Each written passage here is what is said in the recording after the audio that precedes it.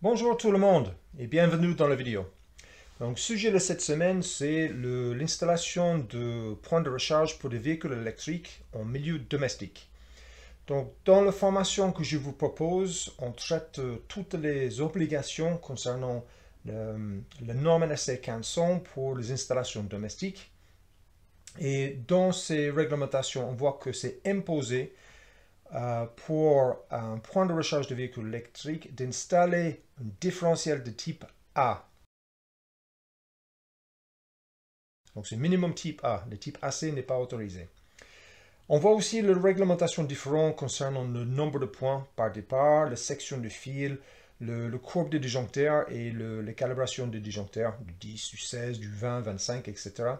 Et aussi le coefficient de calcul par rapport au différentiel, pour éviter de trop charger le différentiel qui est en amont de notre départ, notre disjoncteur. Mais je veux vous parler aujourd'hui de réglementations différentes. Donc en fait, c'est pas de réglementation, c'est des obligations supplémentaires pour les agréments, notamment donc le Z2 Ready et le EV Ready. Donc, qui sont les agréments créés par les constructeurs de véhicules électriques en France, donc Renault, Peugeot, Opel, etc.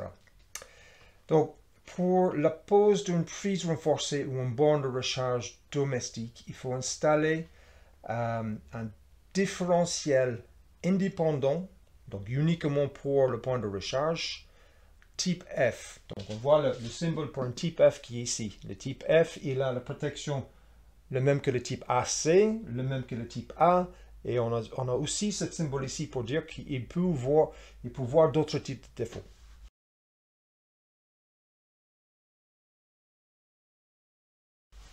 Donc, pour avoir l'agrément, pour par exemple installer des points de recharge pour les gens qui veulent profiter de crédits des impôts ou de subventions, il faut avoir un agrément. Et pour respecter l'agrément, il faut en fait installer un type F et non pas un type A, qui impose la norme NFC 1500.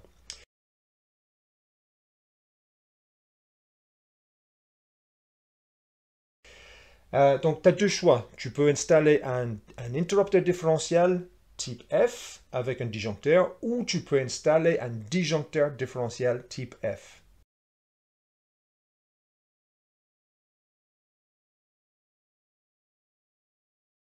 Donc, je voulais faire cette vidéo juste simplement pour différencier les obligations par rapport à la norme NFC 1500, donc type A, que tu peux avoir un type A avec plusieurs autres départs en aval, avec des calculs, ou les obligations par rapport aux agréments Z2 Ready et EV Ready, où tu es obligé de mettre un différentiel uniquement pour le départ IRVE avec un disjoncteur ou un disjoncteur différentiel.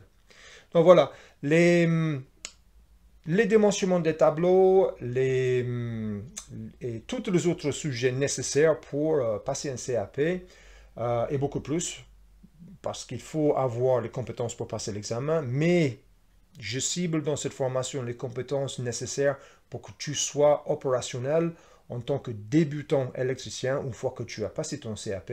Mais tous ces sujets sont traités dans la formation que je te propose. Et donc, si tu veux plus d'informations par rapport à cette formation, n'hésite pas, tu m'envoies un mail et je t'envoie des infos par rapport au métier d'électricien, mais aussi la formation qu'on vous propose. Donc voilà pour la vidéo de cette semaine. À très bientôt. Ciao.